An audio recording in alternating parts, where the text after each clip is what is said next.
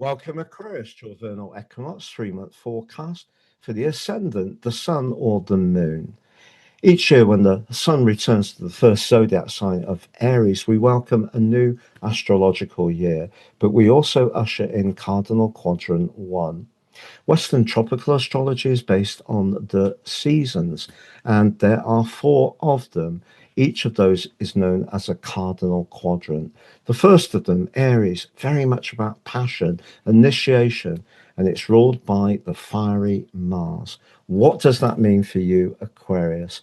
I'm going to share your specific event chart and tell you what you can expect over these next 13 weeks in terms of your relationships, finance, energy, and work.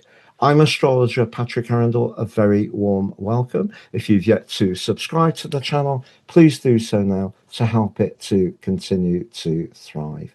So on the screen is your event chart, and there's the sun on that vernal point in Aries, but he's being greeted by the shapeshifter of the zodiac, Neptune, for the first time in this sign for 150 years. And because Aries is the first zodiac sign, and we have Saturn, your traditional ruler, back after obviously we had 3 months and a week last year, but further back it was 28 years. That suggests we're going through a massive evolution. And also for you, although this collective in Aries will give you an opportunity to convey your ideas with passion and also subtlety and to some degree sensitivity, the third house is very much about fast exchanges. It's a kind of echo of Gemini, but with the roar of the fire of Aries, where the sun is in its exaltation. It loves to be in Aries, second only to being in Leo, the sign it rules. So that third house energy suggests over the next 3 months you're going to be moving around a lot, either physically or you're going to be expressing your ideas with a lot of enthusiasm. You're going to be connecting to people a lot. You're going to be generating some amazing ideas, and there is just going to be a huge sense of excitement.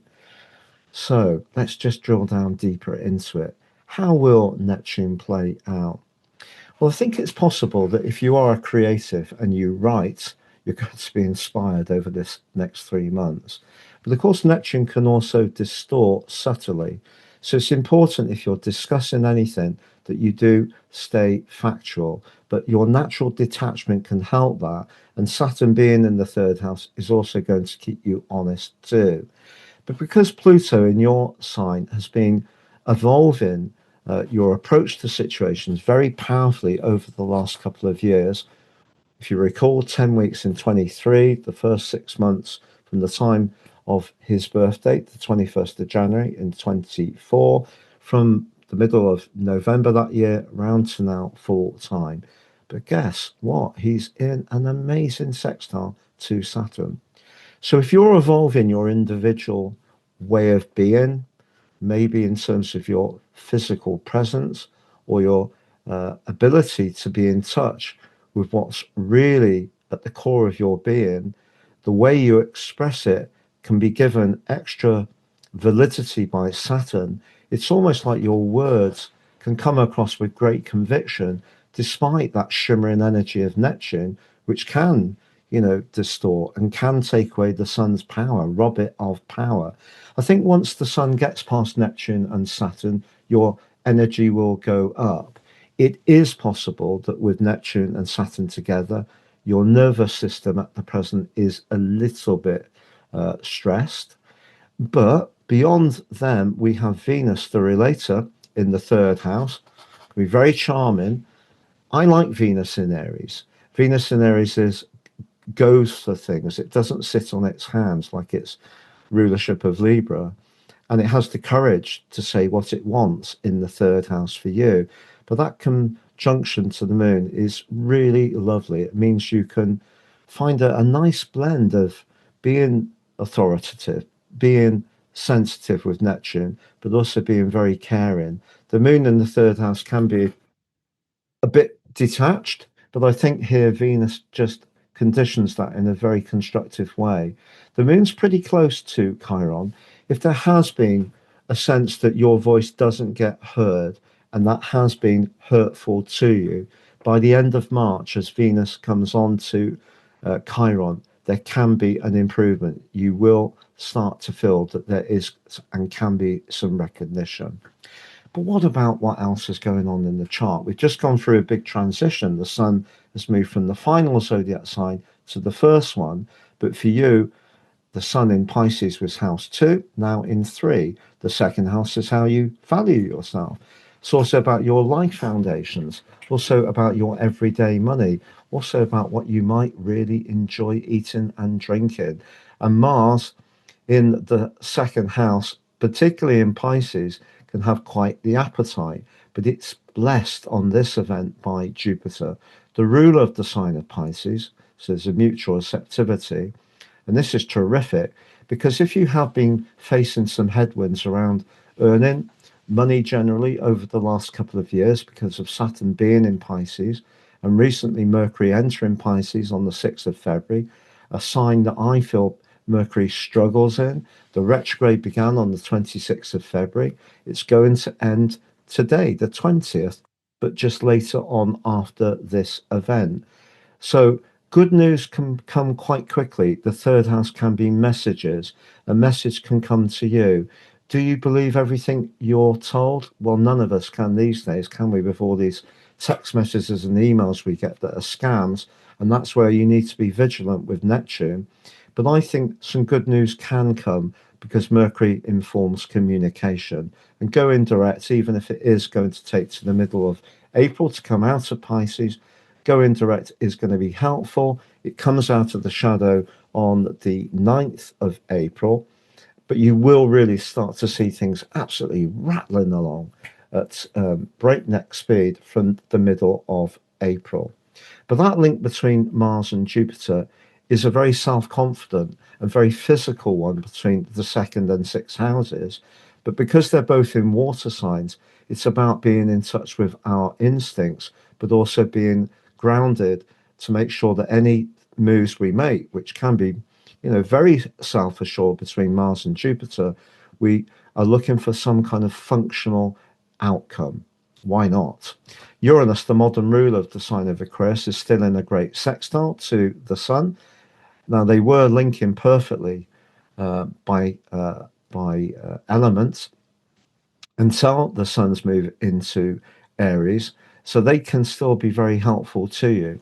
If you do work from home, or you're wanting to create more space, or you're wanting to move home, there is a sense that after all the disruption that Uranus has created over the last 7 years, for a lot of Aquarius people, that somehow or another you can use your ability to spot trends to make money over this next 3 months. Don't underestimate that at all. Also, in terms of wealth creation, the part of fortune is in the precise Virgo, but in the 8th house. It's also in a wonderful sextile to Jupiter. Jupiter can exaggerate and can miss details, but in the 6th house, that's less likely to happen. There is a square, however, between Venus and Jupiter. That suggests your generosity of spirit can be very strong, but that warmth and bubbliness can actually bring its own reward.